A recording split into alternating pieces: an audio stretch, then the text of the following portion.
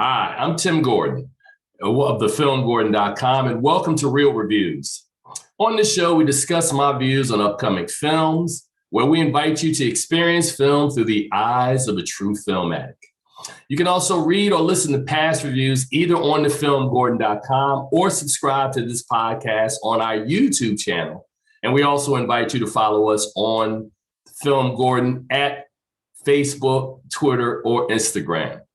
Now, this week on the show, we discuss Zack Snyder's Justice League, often referred to as the Snyder Cut and promoted as the Justice League Director's Cut, which is the upcoming director's cut of the 2017 superhero film Justice League. Now, it presents Justice League, the fifth film of the DC Extended Universe, or the DCEU, and based on the DC Comics superhero team of the same name as Snyder had planned it before he left the film's production.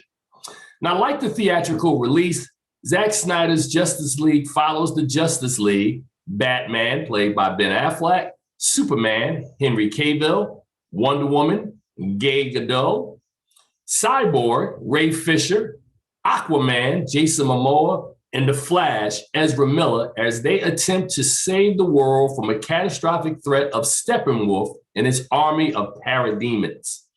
Now, after a very difficult production, including the death of Snyder's daughter and Joss Whedon coming in uncredited to finish the film, the end result of the original 2017 film was a trimmed-down hodgepodge that, unfortunately was a box office bomb, causing the studio to reevaluate the direction of the DCEU.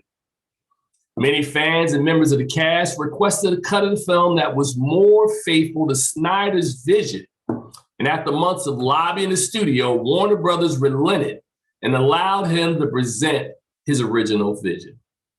Now, the end result is a 242-minute cinematic triumph that fully fleshes out the original story, and much like his extended cut of the Batman versus Superman, provides the strongest evidence of hope that there is indeed a heartbeat in the future of the DCEU.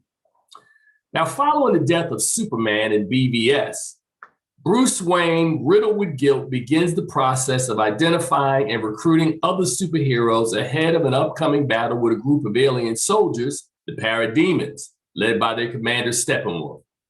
Now, searching for 3 mother boxes that were hidden by the Amazonians, Atlanteans, and men who defeated Darkseid, they separated and hid the boxes to keep them from uniting and creating an unstoppable power. Now, much like Frodo's ring in Lord of the Rings, the boxes awaken in search of each other. And it is that threat which mobilizes Wayne to contact Diana Prince to search out others like them. Wayne finds super speedster Barry Allen, the Flash, Arthur Curry, Aquaman, and Diana convinces Victor Stone, Cyborg, to come aboard, and the team is almost complete. Now, if you've seen the original cut of the film, the most notable difference is that this version is told in 6 chapters and not only extends scenes, but includes many new ones that, despite severely extending the runtime, feels like the DCEU version of Marvel's Avengers, Infinity War, and Endgame. It gives us almost the entire Justice League uniting to defend the Earth from plunging into darkness.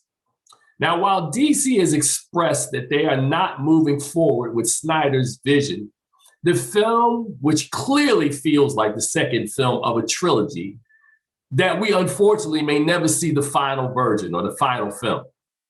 Now, this is unfortunate because while Snyder has had his share of missed opportunities in the DCEU, watching this film, you can feel his passion and love of these characters.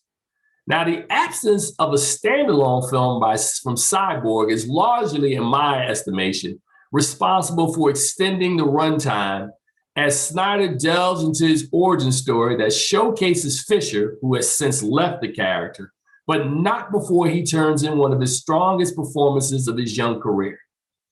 Kept alive by energy from the very devices that they're trying to protect and filled with rage and isolation, Cyborg is a complex character that in less caring hands would almost be a caricature, but Snyder embodies his character with sensitivity and empathy, and after a rocky start, he proves his worth to his colleagues on the team. While not comparing this cinematic universe to any other, wink, wink, not only is the tone darker and largely serious, so is the film's backdrop that sparingly features any daylight in the story. Now, in addition, the film has few light moments in tone, and the rare instances where humor is injected makes you wish that the screenwriters would add more of those elements to the story and franchise. Now, despite those shortcomings, there's enough Easter eggs and special appearances from key characters that may force Warner Brothers' hand that this is a series worth reviving. Now, as one of the few critics who didn't grow up reading the comics as a kid, at least in the DCEU, it appears that the best films in this series are the ones that have extended cuts. Now, it would probably make sense to continue the practice of extended storytelling, but separating these films into multiple projects that would build more interest and provide more diversity in the superhero universe. Now, while fans have breathlessly been anticipating this film, thankfully, the wait has been worth it and will be worth it. Zack Snyder's Justice League is a pulse-pounding crowd pleaser that gives fans of DC Comics the film they've been waiting for. All of their favorite heroes doing what they do best, putting the smackdown on a group of aliens while displaying all of the superpowers many have been waiting for them to unleash. Now, if this love letter to the fans is his final film of the DCEU, pardon the pun, but Snyder goes out with a thunderous bang. I gave Zack Snyder's Justice League a B+. Really like this film a lot. Despite the overlong runtime, it's still a long movie, but it's really, really well done. Of course, Zack Snyder's Justice League will debut Thursday, March 18th on HBO Max. And remember to subscribe to our YouTube channel or read current or past reviews on thefilmgordon.com.